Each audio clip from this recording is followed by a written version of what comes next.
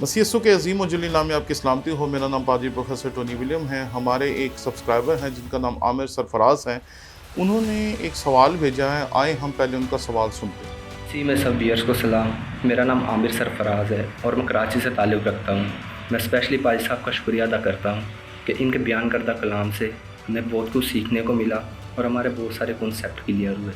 पाजी साहब खुदा अपने जलाल के लिए आपको ऐसे ही इस्तेमाल करे।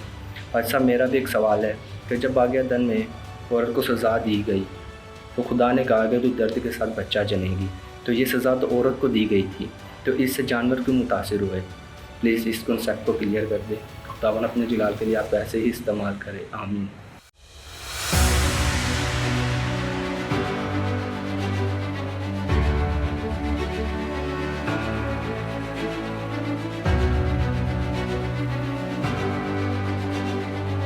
हमने आपके शौक़ की कदर करते हुए एक नया YouTube चैनल शुरू किया जिसका नाम है टोनी विलियम ऑफिशियल।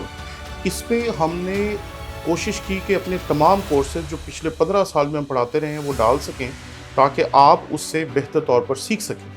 इसलिए आप जल्दी से जल्दी इस चैनल को जाकर सब्सक्राइब करें। जब इसके 1000 सब्सक्राइबर्स पूरे हो जाएंगे हम उसी दिन से इस पे अपने कोर्सेज डालना शुरू कर देंगे। इसलिए जल्दी करें ताकि हमारा टारगेट अचीव हो और हम इस पे अपने मटेरियल को डालना शुरू कर सकें।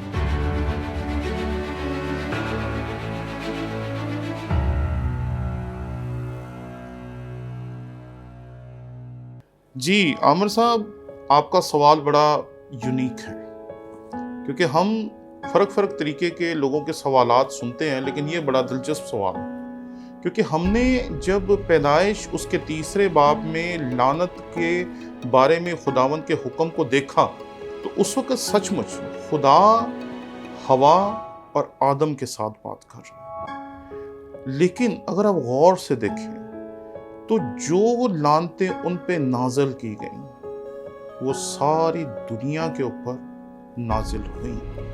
क्योंकि अगर आप आगे देखें तो आगे आपको मिलेगा 17वीं आयत से, और आदम से उसने कहा चूंकि तूने अपनी बीवी की बात मानी और उस दरख्त का फल खाया जिसकी बाबत मैंने तुझे हुक्म दिया था कि उसे ना खाना, इसलिए जमीन तेरे सबब से लानती हुई। यानी कि बात सिर्फ आदम और हवा की नहीं, बात है उनकी पूरी नस्ल की, बात है उस वक्त की तमाम मखलूकात की। यानी कि जो भी चीज इस दुनिया में थी उनकी वजह से वो लानती हुई। अगर आप गौर से देखें तो जानवर भी उसी तरीके से मुशक्कत करते हैं, भागते हैं, दौड़ते हैं, शिकार करते हैं जिस तरह आदम मेहनत करते हैं। उसी तरीके से हवा जो है वो दर्द से बच्चे पैदा करती है, जैसे तमाम दुनिया के दीगर जो जानदार हैं उनकी जो मादा है वो बच्चों को जन्म देती है। ये बात याद रखिए कि आदम जो है वो तख्लीक का ताज है, और जो कुछ उस पर नाजिल हुआ, जब उस पर बरकत नाजिल हुई तो वो सारी तख्लीक के लिए थी या सारी मखलूकात के लिए थी, और जब उस पर लानत नाजिल हुई तो वो सिर्फ उसके लिए नहीं थी। यहाँ एक छोटी सी बात और आपकी खिदमत में अर्ज करना चाहता हूँ कि कई दफ़ा लोग कहते हैं कि गुनाह आदम ने किया था और सज़ा उसी को मिली, लेकिन अगर आप गौर से देखें कि आदम के साथ सारी मखलूकात जो थी वो बाग़े अदन से बाहर निकाल दी। तमाम जानदार, तमाम हैवानात, तमाम चीज़ें जिन्हें खुदा ने बनाकर बाग़े अदन के अंदर रखा था वो सब बाहर निकाल दी गई। क्यों? क्योंकि उनका जो सरबराह था, उनका जो हुक्मरान था, या जो उन पर हुकूमत करने के लिए पैदा किया गया था, जब उसको खुदावंद के हुजूर से निकाल दिया गया तो सारी मखलूकात को निकाल दिया। इसी सबब से यहाँ लिखा है कि ज़मीन तेरे सबब से लानती।